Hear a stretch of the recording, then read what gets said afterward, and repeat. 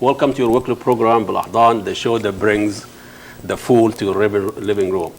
I know this is April Fool. This is first day of April, and we know the history of the April Fool. I just found out the history of April Fool, that people used to celebrate the first of the year on April 1st, and then when they changed the calendar and became January 1st, a lot of people still, because that was in I think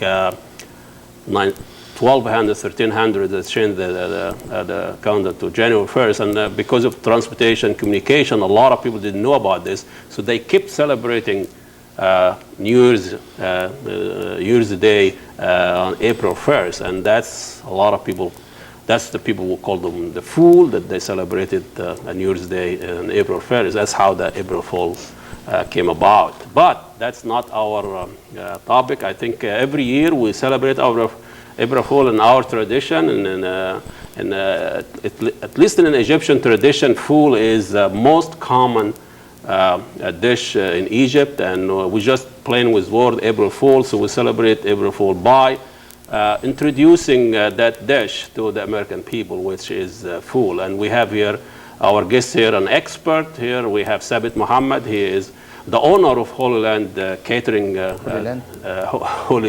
Heartland Catering Service. And sitting to him, we have Shakir Sayed, the owner of the Marina the Deli and Grill. Just opened this month. It's a wonderful place to have Middle Eastern food. And they're going to test we have so many type of foods, so many kinds, and we're going to put this to rest. A lot of people have different theories about what is the best food in the Twin Cities, and we're gonna test. And Sabit, you're gonna take this is Ziyad. It's a very common food. May I take that? And this is full madam. This is made in the United States in California. Shakir wants to try that. And this is made. Sometimes they mixed with other spices already to go, which I don't like that at all. I mean, I should do my own spices, insulting my intelligence. Been eating food for 50 years. Now you're adding the spices. No, that's not good. And then we have her from the Gulf, another food. And then we have another Ziyad. So we're going to just let our guest here to try. Do you know which is which here? This is Ziyad here, I can tell. No, this is from my Saudi Arabia. This? Okay, very sure. This is Saudi Arabia. And you try that and tell me what you think. انت بقى مش انت الخبير. And my life. I tried that too myself. And we're not adding anything to it, so you just know the texture and everything like that. Oh my God. What enough put to make us hamir. So what do you think? I like this better. Yeah, that's gonna have a little bit of spice. Really? Yes. Which one is this now? It's better. These are from Middle East. Middle East Food. Middle East food. This is the one I use on my place. All right. Yeah. The one you use? Yeah. So what do you like about it? It's kind of a little bit tastes better in the end. For me and for the customer. Yeah. What do you Tell me think? that too. I like better because you have a flavor. Flavor, huh? Plus you put something, add flavor more. Some of them, they have a very strong, It's kind of like laminated. and it kind of bias the taste, so that might not be the issue, because the thing about food that people add their own spices to it, right? And Yes. they make it the way they like. Yes. And then when you have a food that really has a very strong taste, it messes, skewed the whole taste. So what's the verdict now with the Middle Eastern food? That's the one to go. At least that's. Do you want to test some more? Okay, that's bad enough, huh? It's bad enough. Okay, we have the. Actually, excuse me. When you mix this yourself, Yeah, tell me the best way to make a full dish. some people like it with, tomato, Uh-huh. and some people like with tahina sauce, and some people like it with olive oil and garlic. How do you make it? I like make it with onions, sauté onions with olive oil and garlic, and some tomatoes. Really? Yeah. That's very elaborate. It is you mean. very good. But that's not how the Egyptian eat it. No, it's very good. Alexandria. Yes. طب Shakir, what's the best way of making food? Food is a fava beans. It's kind of beans you find it in any grocery store in Middle Eastern. You also find it in the marina. And this is what every family in Egypt eats almost in the morning, Every right? day. Yeah. Rich, Falafel. poor, young, old, overweight, underweight, everybody eats food in the morning. Yes. So it's the most democratic food in Egypt because cross-section, cross-class, cross-gender and everything. So what is the best way of making I do it with the garlic. the best? Yeah. Garlic and is the way to do it. Onion, chop it very well. Uh-huh. Yeah, a little bit cumin and fresh lemon. Warm it up, And there we go. Olive oil. broke it. Olive oil is the key. So olive oil and garlic, you don't have to cook it so much because it's already cooked in the can. It does. Just warm it up. Warm it up with olive oil and some garlic and some, salt. Chop and then you can onion. add Chop anything, Green pepper. thin cans. But however, to give you an idea how full and it's our national dish in Egypt, I wrote a poem about it. So bear with me here. I'm multi-talented, to be honest with you. I scare myself sometimes. Okay, we eat it every morning, we eat it every day. It brings us Night too. hope, it brings us gay. Not the kind you want. Every morning on the street, rich and poor, together they eat, they joke, they laugh, and they often share their only enjoyment of the day. When it comes to our national dish that enriches our body and soul, there is only one. It is the dish of fool. Thank you. Please sit down. Anyway, that is the fool, and that's April Fool, and of course we cannot pass this. We have experts here on the Middle Eastern food. They run business here in the Twin Cities. They brought us some goodie. Could you explain to us this huge dish that you brought here to us? What do we have here? This for me. Yeah, this is This is from Marina? Marina, yeah. yes. Okay. that's what you call the dishes marina. It's for 6 people. We do for 6 and 4. Mike, this is all this? Can you get a shot on that, Salah? Yeah.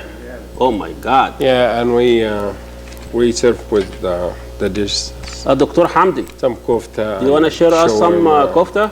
Kibbi and hummus, Okay. baba ghanoush, and Chicken kofta. there's a lot of things. And do you actually offer everything in one dish? It is, yeah. That's a lot And of more food. than that, we serve some salad too, tabbouleh salad too. And this is almost a home cooking kind of style? It's cost about like $21. Marina for 4 and Marina for 6 is So $29.99. And you also have here, what? It's falafel. This falafel and al-kibba. Yeah, and this is kibbi here. But to be honest with you, I never ate falafel that tastes the same. It's very good. We do very good. falafel. Everybody makes it different. Everybody Why is make, that? Is Is that right, doctor? some do people it. make it different spicy, Thank different recipe. And what I'm doing for myself, I make with fool. The Egyptian people make it with fool, fava yeah. beans. Yeah. And the Palestinian people make it with hummus. Oh, that is a treason. Anybody makes it with hummus, that is a cheating. Because Ancient Egyptian doing it with Fool. fool. 5,000 years, they cannot do it with chickpeas or hummus. That's just a violation of culinary rules. Should arrest everybody who makes it. Everybody who makes it with chickpeas everybody have a hummus. different. should be arrested. I'll make it with hummus. No way. Yes, it is. That's not not the Egyptian. Egyptian way. I do it, yeah. But anyway, But I do it very well, I think. That's what the people say to me. right, yeah, I know that a majority of people eat it with the hummus, chickpeas, and that's fine with me. It's a free country.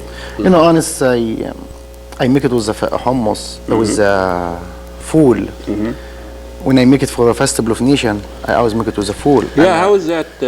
How do American like it with Like it fava a lot. beans? People like it a lot. I sold a lot of falafel. Shakir, you need to give people choice.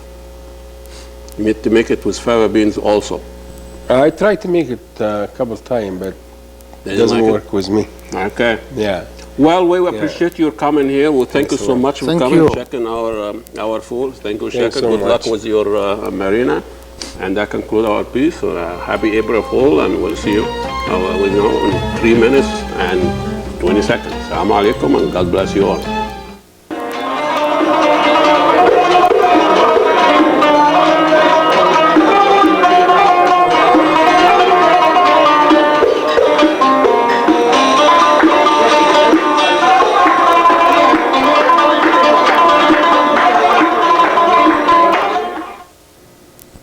Certainly nice to see a sign of spring here today. The piece of music that I have for you is from Lebanon, which is always spring over there.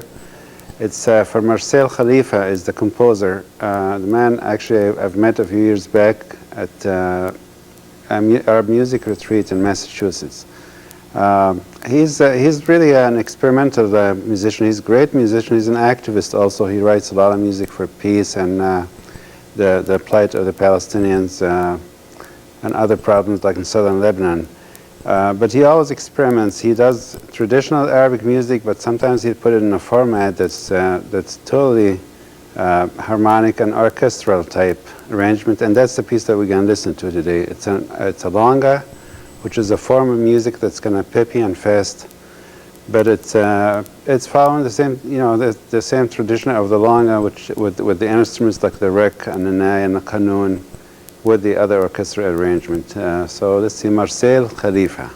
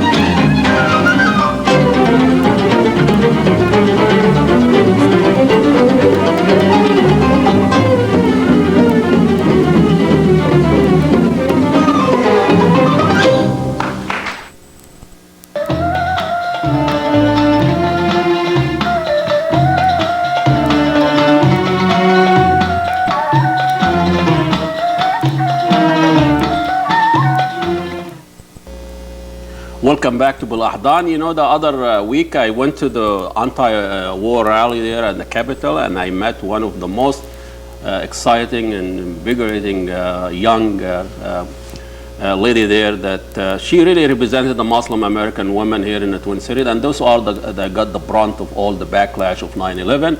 She really rallied the whole, the hundreds of people who were there, and she spoke eloquently and wonderful, and I said I have to invite her and introduce her to her. Her name is Farheen Hakim, and she is with us here at Twin City. Welcome to Balahdan, and we're really glad to have you here. And it was very interesting to see you there coming out in front of all this hundreds of people, and you spoke your mind.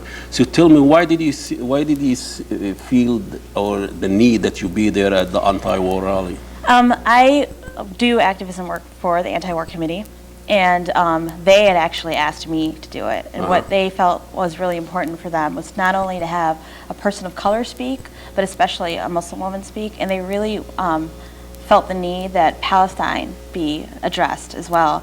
Because even though everyone was there because they were protesting against the invasion of Iraq, they felt that, you know, people really need to understand that the reason why this war in Iraq happened was because of what's happening in Palestine, and people were not making that connection. Why do you think a lot of people did not make that connection in your feel of it? I mean, Well, I think that I mean, obviously our media does not want to talk about it. You know, our media does not talk about all the Palestinians that are dying and that are being slaughtered. But I think that also, you know, people do see that they want to help, but they don't realize that there's a greater problem and a greater issue. And for some people, their support is a little more superficial than what's needed. You talked earlier about how proud of you yourself as a Muslim woman in the United States.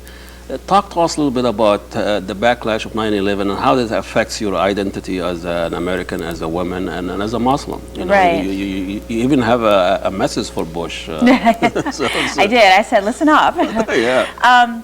What I think that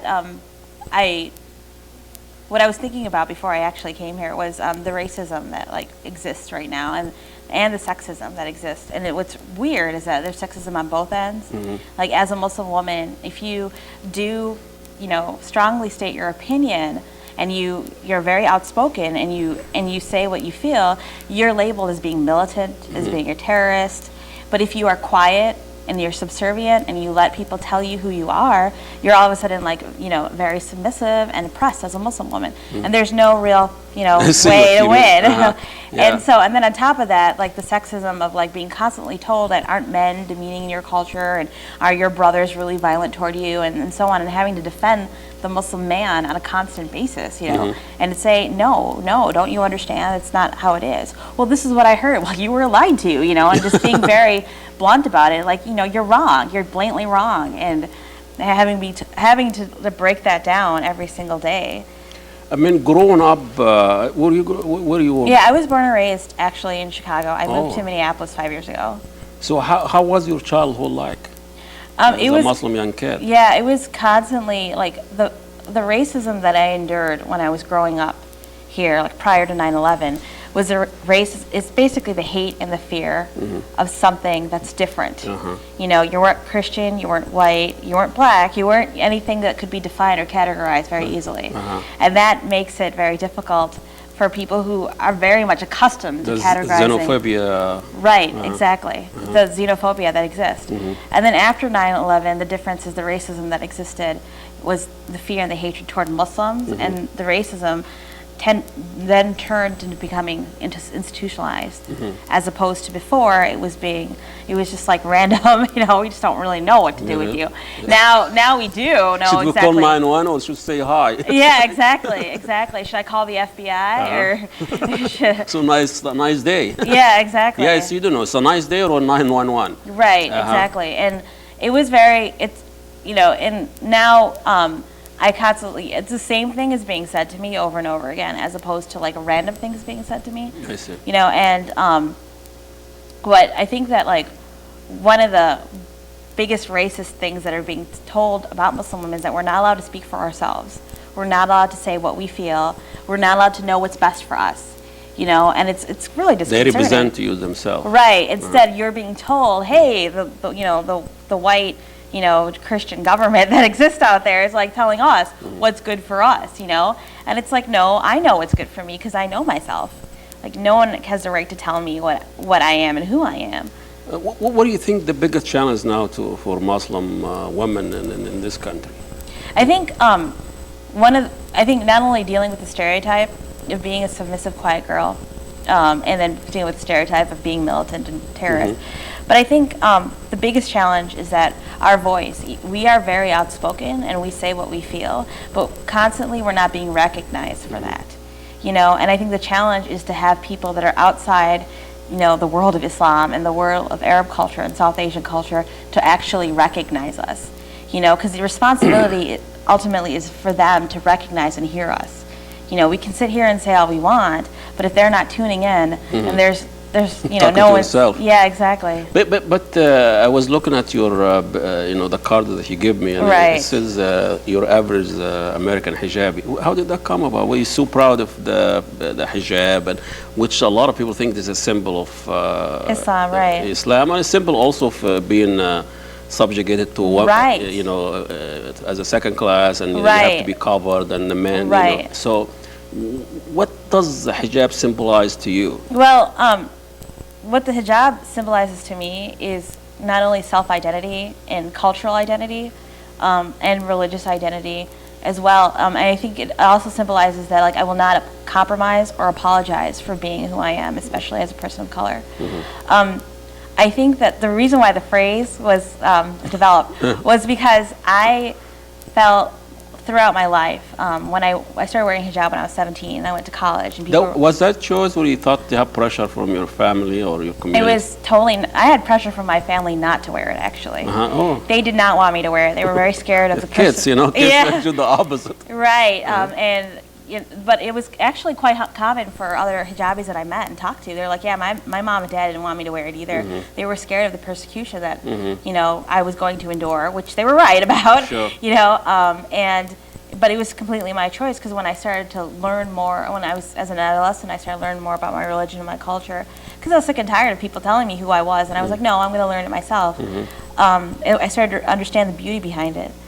But the phrase kind of came from me going and meeting people that aren't Muslim, that have never been exposed to Muslims, that have never talked to anyone that isn't, you know, this skin color, and talking to them and saying, wow, you are really different. Obviously Muslims aren't like you. And I'm like, no, I think there are a lot of Muslim women that are like me, that are strong, that are, you know, that are educated, that are intelligent, that are eloquent.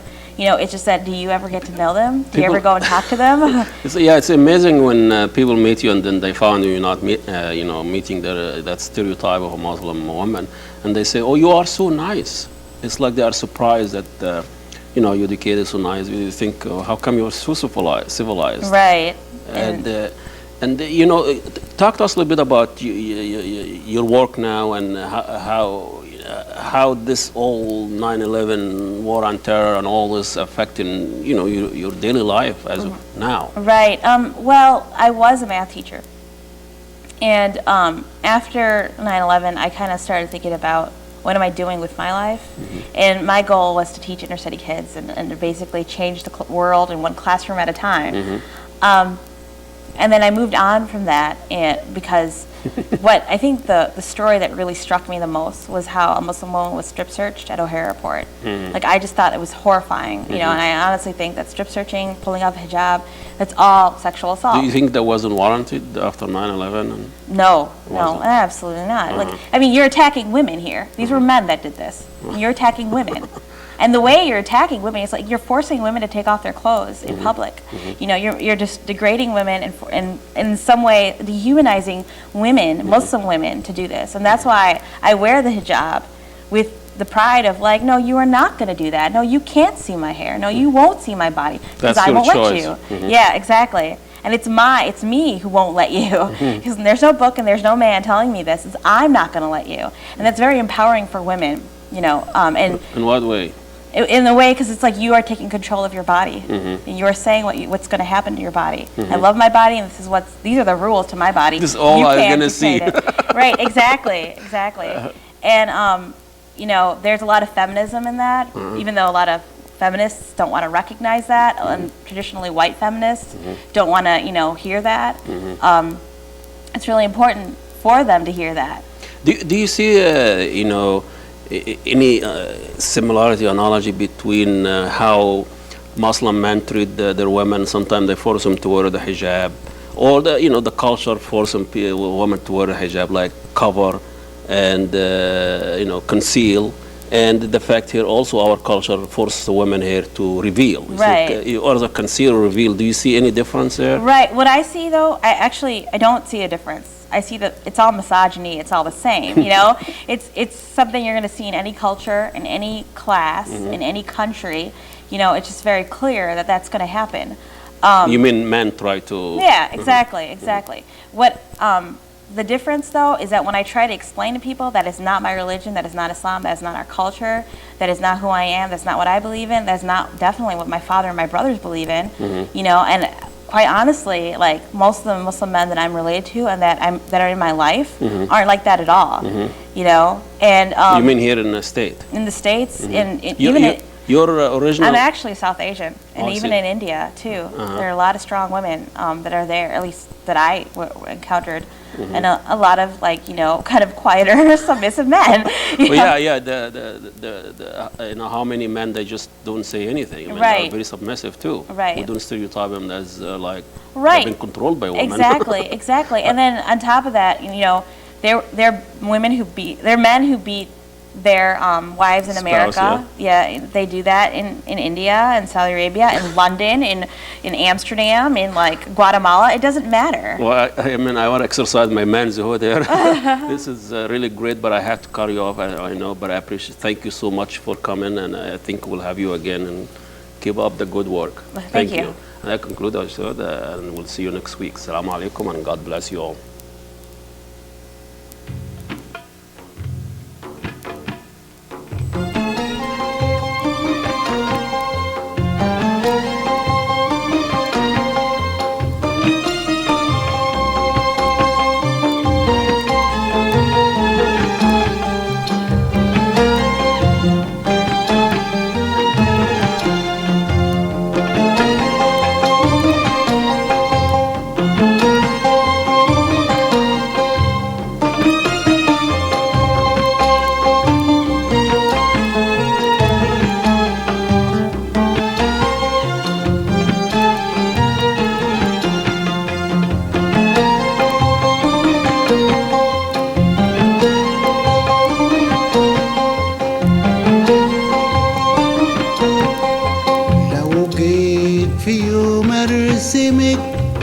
أرسم أمل بسام ونرسم حضارة ومدن وبرك حمام وأمان لو جيت في يوم أرسمك أرسم أمل بسام ونرسم حضارة ومدن وبرك حمام وأمان والغين هيفرح حاوي لما اعملوا مرسم امي لقانا هتنبسط امي الهنا هتنبسط لما اشتغل رسام.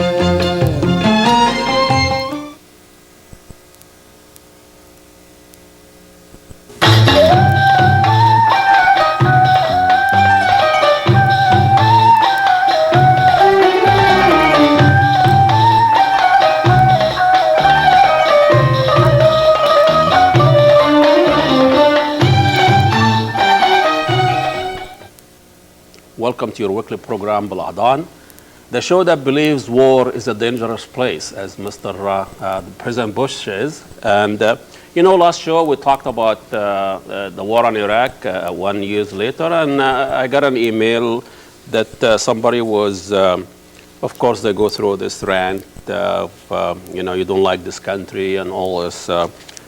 Bush is the greatest president we ever had, and he was right by invading Iraq, and about the reason he invaded Iraq. But here is my research department. We have a big department that does a lot of research. So everything we say here, it's documented, and they collected the reasons that was mentioned by the Bush administration why we invaded Iraq. I'm going to share with you some. This is like a software that been updated every week with a different version. So the reasons why we invaded Iraq. Saddam Hussein is an imminent threat. Saddam Hussein is a gathering threat. Saddam Hussein poses a real and dangerous threat. The smoking gun will be mushroom cloud. We can't afford to wait. We never said imminent.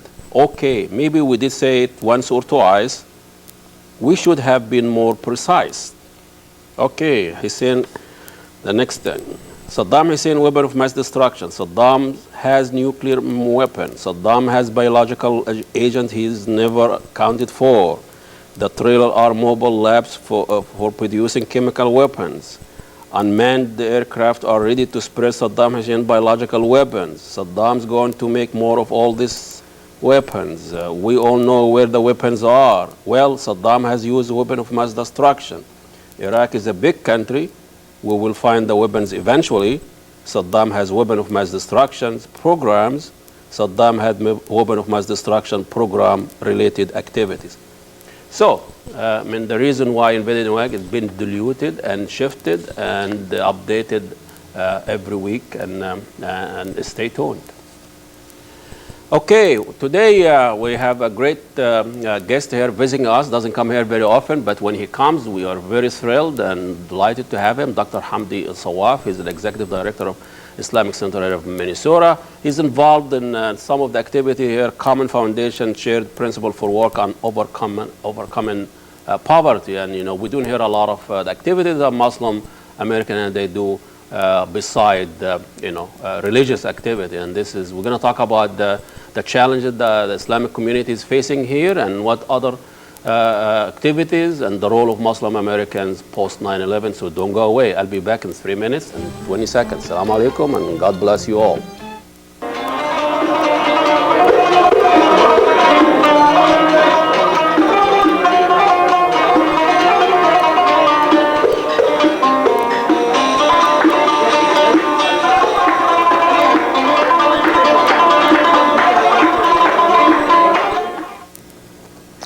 Spring is coming and a lot of things are happening here in the Twin Cities.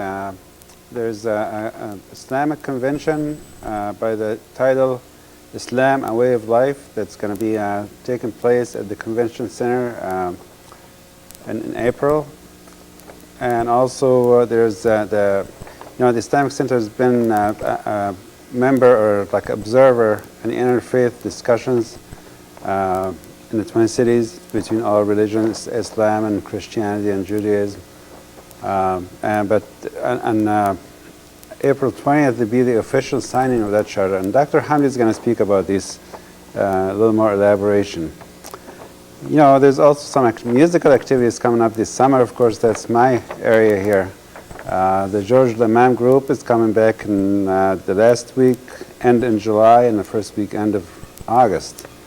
And the piece of music that I want to play for you today is been recorded right here in this own studio for the Lamam group. And George Lamam is the lead violinist in this piece.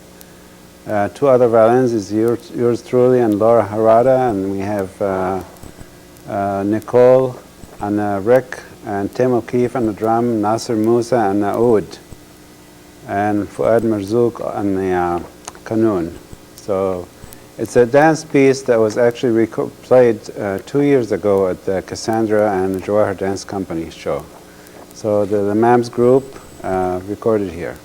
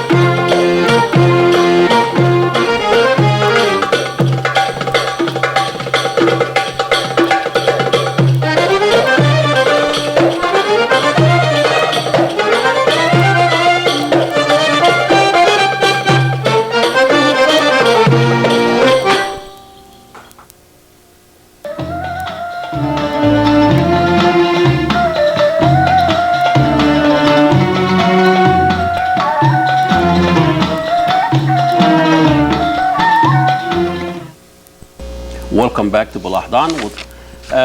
Today we invited a very distinguished guest, the director of the Islamic Center here in Minnesota.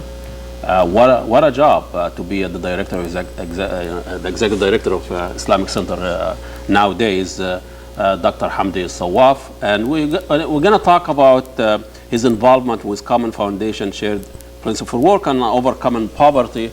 Welcome to Balahdan, Dr. Sawaf. Welcome. It's very nice of you to come here. And you know, I know you're so busy now. I see you on the media, and everybody wants to hear from you. And I heard on public radio the other day. But it's really, to be honest with you, I was thrilled, and it was refreshing to see the Islamic Muslim community are involved in other issues that really facing our life here in this country. I mean, usually we tend to be, we voice our opinion in a religious issue, kind of not a mainstream issues. So tell us a little bit about your involvement with the Common Foundation. First, let me thank you so much for inviting me to be with you today. It's really an honor. Pleasure. When it comes to an issue like poor and poverty, for us as a Muslim community here in Minnesota, it is not just an issue about poor and poverty. It is much bigger than that, and more important than an issue of poor and poverty. It is the issue of having the Muslim community involved in many issues of the community in here, not necessarily for Muslims, but for everyone in the mainstream sense. Being participant in those things, and also be active and proactive and feel the pulse of the community you're living in. In the old days, with the old mentality, it is just being a Muslim totally excluded from everyone, and you don't have to mingle with people around you.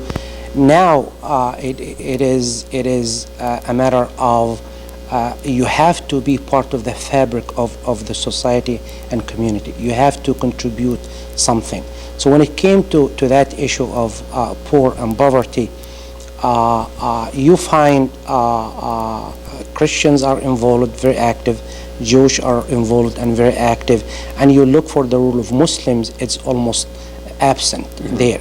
So when we found out about this issue, and we had wonderful leaders from the three sacred religions, Christianity, Judaism, and Islam, to do something about that issue, it was really wonderful to be part of this, to just change that paradigm of the Muslim mentality living in the United States of America, but away from the issues of a big concern to the population of Minnesota. If you're talking about poor and poverty, you talk about child care, you talk about minimum wage, you talk about housing and affordability of housing. So once you're part of this, you're really helping yourself as a minority, as a Muslim minority living in here. Which they get the brunt of economic hardship. And also you're becoming proactive, and your voice is heard by the other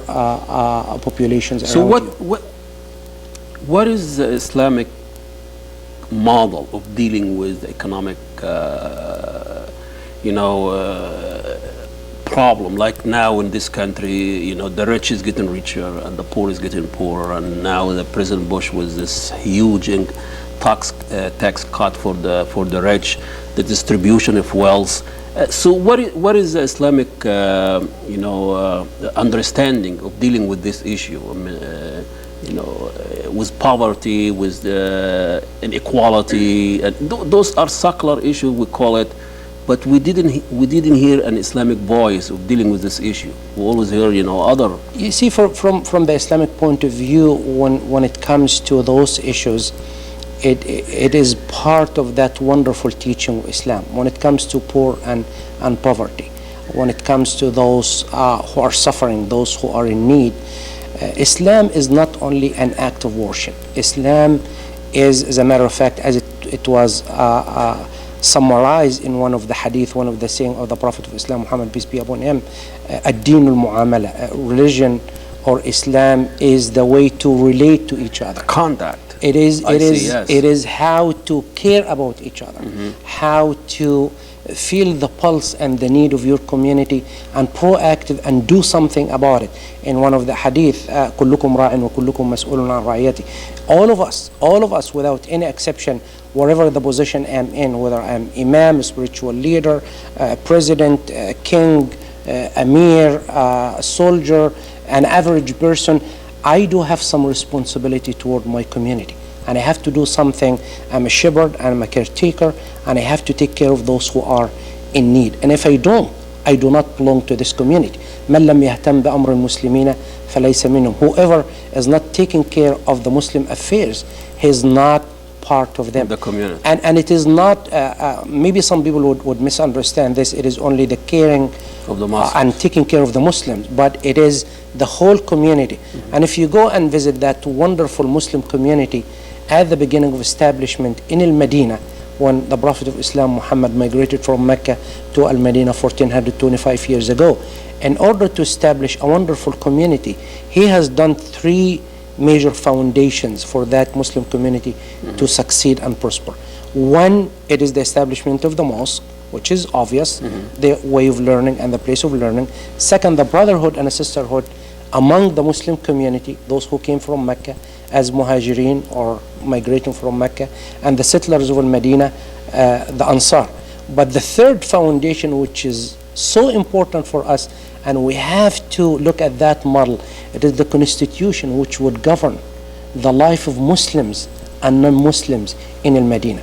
Muslim in one side, which is the Muhajirin Ansar, and on the other side, the Jewish tribes in Al-Madinah, and the pagans and the disbelievers. What Christians kind too. of relationship they should have? So They should care about establishing that Muslim community in terms of we should care about each other. And if you look at that wonderful constitution, which Muhammad has established in Al-Madinah, it is one of the best ever history has brought to us. And if you look at one item of it, it does have many items.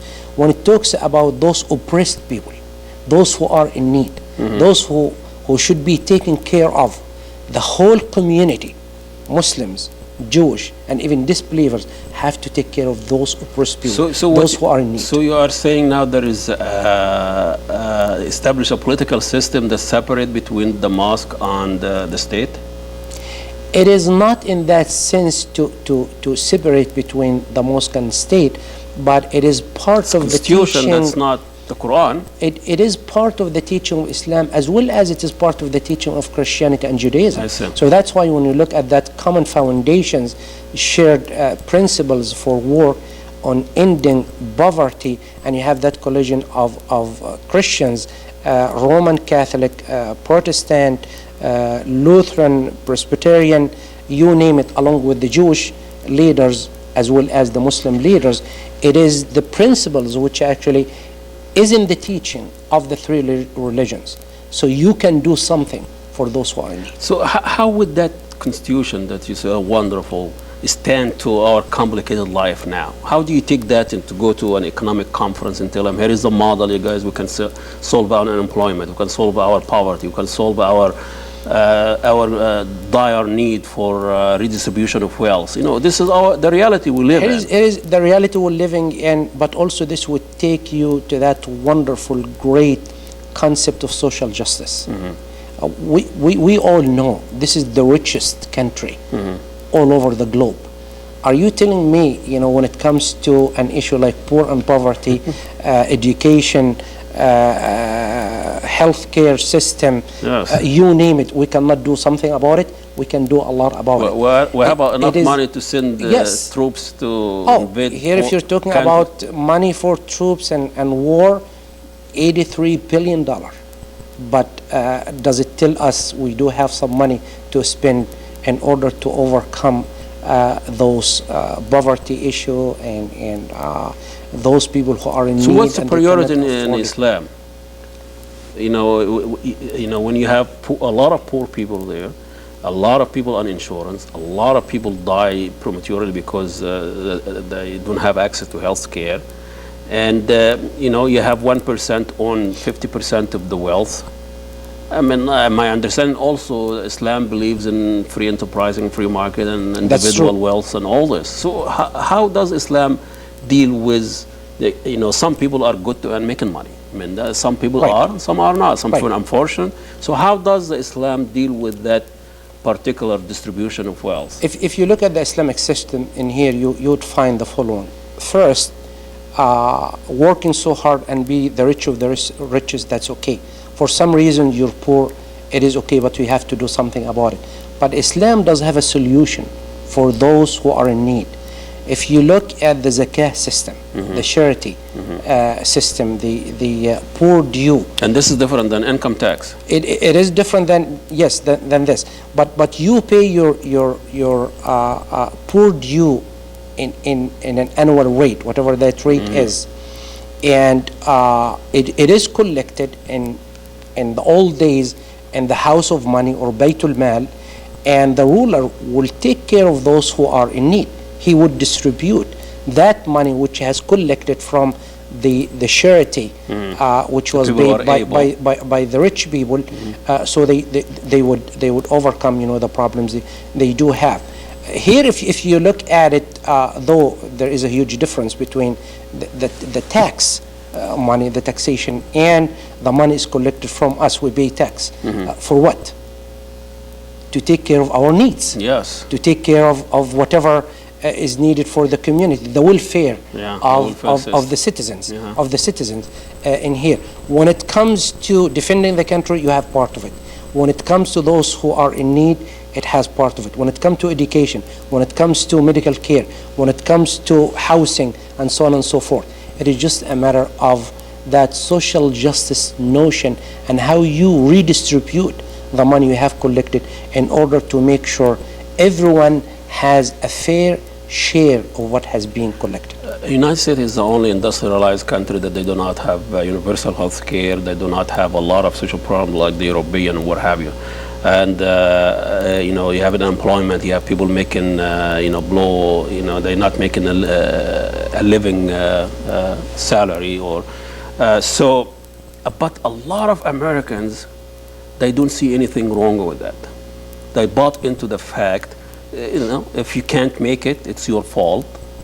And the individual responsibility is really surpassing, the community's responsibility, and people will, you say if you need to go and solve your own problem because that's your individual responsibility. What is individual responsibility and community versus the community responsibility? What is the balance and the there? government? Here, for some people, they would say, as you have explained it elegantly in here, a lot of people would consider that's their own problem. Yeah. They have to do something about it. And if we help them, they might become more dependent on us. They will never do anything about it. To some extent, with a very small segment of people, that's the case. But with the majority of people, that's not the case at all. Think of a single mom with 3 kids. She does have a full-time job, and now with the bus strike, she cannot do anything because she cannot afford any ways of transportation. How we can help that lady? She should get a car. Should get a car from where? That's the thing. If I can share with you some statistics in here, and you'll Please be, do. you will Numbers is very- you will be surprised. In 2001, roughly 11.7% of the U.S. population live in poverty. Poverty rates are highest for families headed by a single woman. The official poverty rate in 2002 was 12.1%, up from 11.7% in 2001. In 2002, people below the official poverty thresholds numbered 34.6 million, a figure 1.7 million higher than the 32.9 million in poverty in 2001. The poverty rate for children is 16.7% in 2002. Here's in general, but let's look at some figures here in Minnesota. The number of job opening in Minnesota over the last 2 years has declined by 54%. Currently, 127,000 job seekers are competing for only 51,000 jobs. On a given day, 7,589 Minnesotans are homeless. So And I don't in mean, additional- I don't mean to cut you off. I know we're running out of time. So what you're saying is, even the people, even if you want to go and work, you have no choice. They have no choice. You do not There is no job find out any, there. any workplace to go And to or keep apply to. and to keep my job, I need to end this. And thank you so much Thank for you so coming much, in. I'm sure we'll have you Wonderful job. again. And Thank you. conclude our show with Dr. Hamdan Sawaf. See you next week. And Assalamu alaikum. And God bless you all.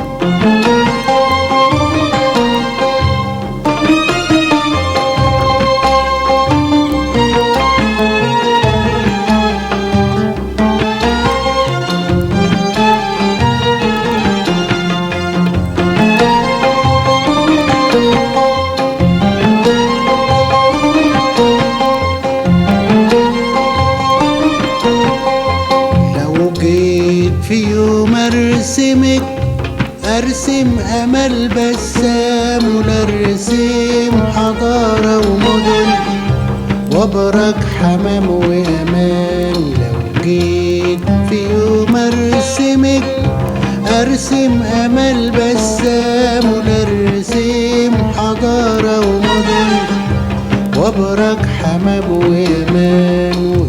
Been good to say when something you've been